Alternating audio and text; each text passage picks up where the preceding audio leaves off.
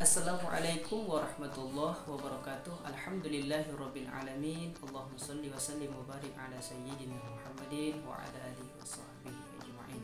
Hai teman-teman semua, dimanapun teman-teman berada, semoga selalu dalam lindungan Allah dan rahmat dari Allah Subhanahu wa taala dimanapun teman-teman berada. Amin ya Allah ya rabbal alamin. Oke teman-teman, kembali lagi bersama saya di channel Dua Sinar. Pada video kali ini saya akan sharing kepada teman-teman semua, yaitu tentang godaan saat membaca Al-Quran dan mengatasinya. Sebelum kita lanjutkan pembahasan kita, silahkan klik tombol like dan subscribe video ini agar channel ini semakin berkembang. Oke, baiklah teman-teman, berbicara tentang godaan saat membaca Al-Quran. Ketika kita melakukan suatu kebaikan, tentunya maka akan banyak godaan-godaan yang datang silih berganti. Karena kenapa? Karena kita punya musuh yang nyata, yakni syaitan. Sebagaimana yang kita ketahui bahwa setan akan selalu menghalangi kita untuk taat kepada Allah. Setan akan selalu menghalangi kita untuk mendekatkan diri kepada Allah. Apalagi membaca Al-Quran kan merupakan suatu ibadah yang luar biasa, suatu ibadah yang sangat utama. Tentu setan akan berupaya sekeras-kerasnya untuk menghalangi kita agar jauh dari Al-Quran, agar jauh dari hidayah Allah. Makanya bakalan banyak godaan-godaan yang akan kita hadapi di dalam mendekatkan diri kita kepada Allah. Salah satunya adalah membaca Al-Quran. Contohnya teman-teman ya, ketika seandainya kita ingin rajin sholat, ketika kita ingin tidak malas sholat, maka hal ini setan akan berusaha sekuat tenaga bagaimana cara kita agar tidak sholat, bagaimana cara kita menunda-nunda sholat, bagaimana cara dia tidak supaya kita itu tidak mengerjakan sholat. Maka setan akan berusaha sekuat tenaganya, mulai dari mengubah niat kita, mulai dari berbagai macam upaya yang dilakukan setan agar kita tidak melaksanakan sholat. Begitu juga dengan ibadah-ibadah yang lain, setan akan berusaha menghalangi teman-teman. Tidak akan pernah setan membiarkan kita untuk mendekatkan diri kita kepada Allah Subhanahu wa taala. Terlebih lagi saat kita membaca Al-Quran, tentu banyak godaan-godaan yang akan kita hadapi. Tetapi dengan kita berusaha, berikhtiar, berdoa kepada Allah Subhanahu wa taala, seraya berharap kepada Allah, kita berdoa semoga Allah jauhkan kita dari godaan-godaan tersebut dan kita bisa sabar, kita bisa melewatinya sehingga kita bisa menikmati tilawah, menikmati bersama dengan Al-Quran, indahnya bersama dengan Al-Quran dengan kita melalui godaan-godaan setan tersebut. Lalu apa saja godaan-godaan yang akan kita hadapi dalam membaca Al-Quran atau saat tilawah Al-Quran? Yang pertama teman-teman, godaan biasanya yang akan kita hadapi dalam membaca Al-Quran atau saat tilawah Al-Quran adalah yang pertama adalah malas ya. Malas ini merupakan suatu penyakit yang paling urutannya nomor satu menghampiri kita, menghampiri orang-orang yang terkena penyakit malas ini sungguh sangat luar biasa teman-teman. Ketika malas sudah mendatangi kita, apapun yang kita kerjakan ini tidak akan pernah terwujud. Karena apa? Karena kita diliput oleh rasa malas dan malas. Setan akan menggunakan wadah malas ini untuk memanfaatkan kita agar jauh dari Allah Subhanahu wa taala. Ketika misalnya kita malas dalam membaca Al-Quran, maka ini adalah salah satu kesempatan setan untuk menghalangi kita agar jauh dari Al-Quran, agar jauh dari Allah Subhanahu wa taala. Makanya bagaimana cara kita mengatasi malas dalam baca Al-Quran ini? Yaitu kita harus memprogram tilawah harian kita dengan baik. Kita harus membuat jadwal dengan sebaik-baiknya. Kita tidak boleh menunda-nunda dalam baca Al-Quran. Kita harus membuat target harian yang jelas. Kita berdoa kepada Allah agar dijauhkan dari rasa malas ini. Yaitu dalam mengatasi rasa malas ini, teman-teman bisa membuat target harian yang jelas. Teman-teman bisa disiplin.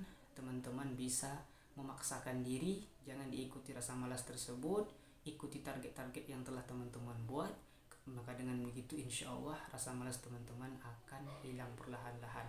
Intinya dipaksakan. Ketika malas datang teman-teman, intinya dipaksakan saja. Maka perlahan-lahan rasa malas tersebut akan hilang. Kemudian godaan yang kedua yang biasanya menghampiri kita saat membaca Al-Quran adalah ngantuk. Ya, rasa ngantuk ini pasti bakalan datang teman-teman ketika kita membaca Al-Quran, saat kita membaca Al-Quran. Apalagi saat kita mungkin seharian beraktivitas, kita bekerja, maka rasa ngantuk ini akan mudah datang, apalagi saat kita membaca Al-Quran. Lalu bagaimana cara mengatasi ngantuk ini? Ya, kalau bagi saya pribadi, kalau untuk saya pribadi, dan ini saya sharing teman-teman, ini dari pengalaman saya pribadi, saya tidak ada yang lain, saya memulai pengalaman pribadi. Ketika saya akan ngantuk dalam membaca Al-Quran, maka yang saya lakukan adalah saya ke kamar mandi, kemudian saya coba berwuduk dulu,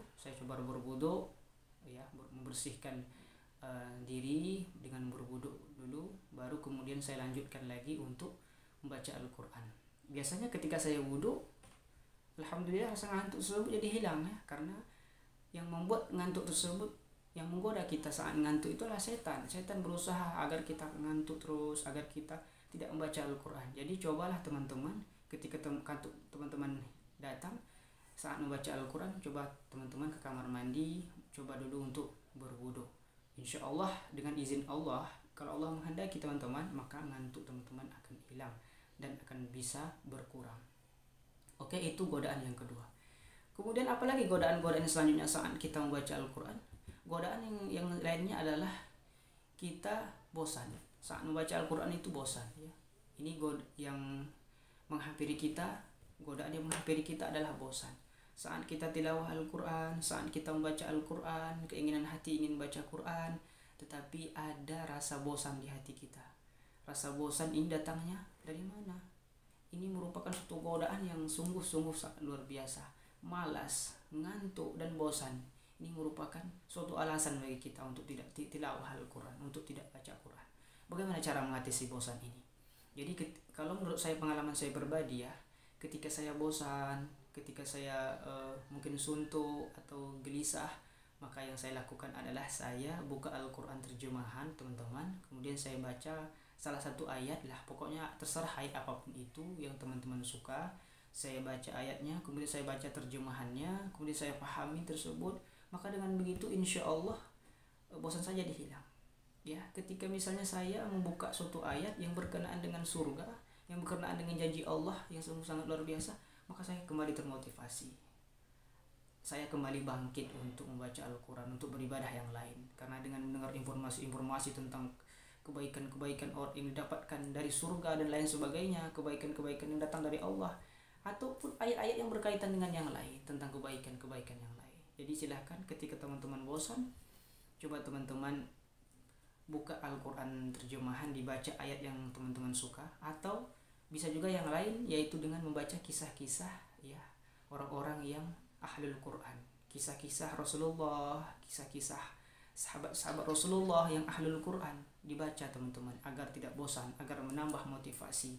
Intinya kita harus berusaha untuk melawan godaan-godaan yang datang, sambil kita berdoa kepada Allah, semoga Allah jauhkan godaan-godaan tersebut dan bisa kita lewati. Mungkin sampai di sini dulu teman-teman, pembahasan kita pada video ini tentang godaan-godaan saat baca Quran. Dan semoga apa yang saya sampaikan ini bermanfaat bagi teman-teman semua. Dan saya ulangi sekali lagi, ada kelebihannya itu datangnya dari Allah, ada kekurangan datangnya dari manusia. Saya ini adalah sebagai seorang manusia, mohon maaf atas segala kekurangan dan kesilapan. Semoga teman-teman bisa menjalankan tips yang saya berikan pada video ini. Di sini saya hanya sharing, saya hanya ingin berbagi, bukan apa-apa, agar dakwah Quran makin tersebar luas, agar banyak insan Quran dan Qurani yang terus-terus membaca Al-Quran, sehingga kita akan dimuliakan dan diangkat derajatnya oleh Allah dengan kemuliaan Al-Quran. Terima kasih teman-teman atas perhatiannya. Terima kasih teman-teman telah menyempatkan waktu untuk menonton video ini. Saya akhiri, wassalamualaikum warahmatullahi wabarakatuh.